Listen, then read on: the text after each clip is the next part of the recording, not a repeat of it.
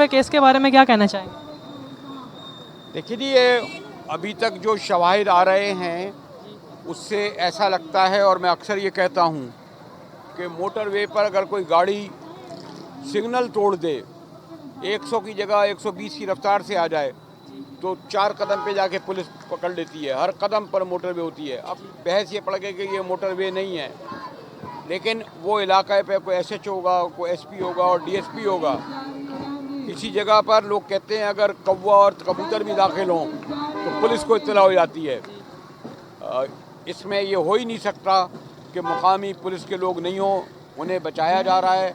आदि मुजरिमों को पकड़कर उनके गले में फंदा फिट किया जा रहा है, और ये जो कह रहे हैं, और ये है इसीलिए जो है मुलजिम कह लें या मुजरिम कह लें, इसलिए बच जाएंगे कि जब वो पुलिस वाले पकड़े जाएंगे तो वो फिर आला अफसरों तक बात जाएगी।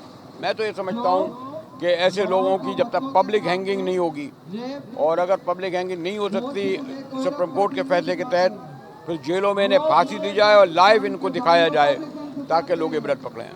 Do not forget to like the video, subscribe BTL TV and press the bell icon to receive notifications.